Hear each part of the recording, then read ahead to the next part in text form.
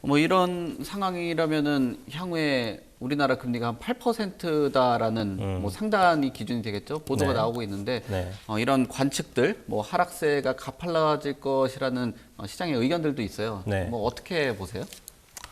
일단 동의하는 바죠. 왜냐하면 미국에서 금리를 올리면은 자동적으로 우리도 올리지 않을 수 없는 상황이기 때문에 어느 정도 스텝을 맞춰줘야 되는데 미국에서 금리 인상이 정말 뭐 이런 짧은 텀 기간 동안에는 가장 빠르게 올라갔거든요. 우리도 마찬가지고 빅 스텝이라는 걸 처음 밟았고 사이언트 스텝을 3번이나 밟은 연준도 처음 있는 일이고요. 그러니까 이제 이거는 여러분 다 아시겠지만 인플레가 워낙에 심했고 인플레의 원인은 코로나 때 워낙 많이 돈이 많이 풀렸기 때문이지 않습니까? 그래서 금리 인상은 지금 불가피한 부분이 있다고 생각이 듭니다. 그런데 이제 금리가 계속 인상되게 되면 경기 침체를 동반할 수 있기 때문에 그렇죠.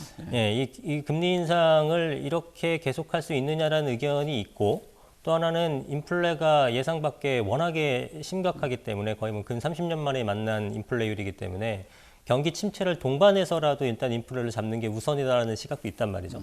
지금 그게 좀 더 우세적 반응을 보이게 되면서 지금 당분간은 올해는 뭐 어쨌든 금리 인상이 미국도 그렇고 우리나라 그렇고 인상되는 부분에서는 거의 기정사실화됐다라고 보여도 될 것 같습니다.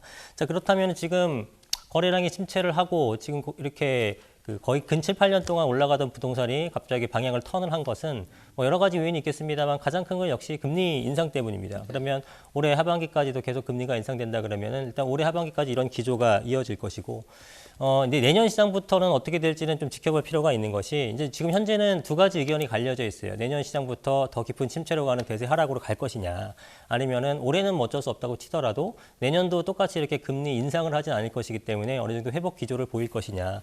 회복 기조를 보이는 것은 이제 공급 부족에 기인한 것들이 좀 크다고 말씀들을 하시는 거고요.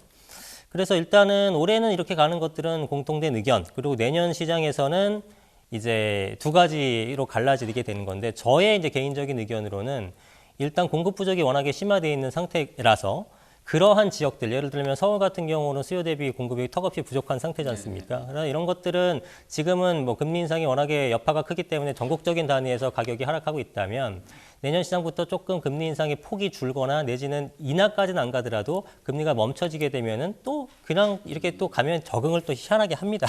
예, 지금은 급작스럽게 올랐기 때문이지만 사실은 기준금리가 예년에 비해서는 높은 상태는 아니에요. 우리가 워낙에 저금리 기조를 오랫동안 유지했다가 올라가니까 이게 충격이 큰 거지.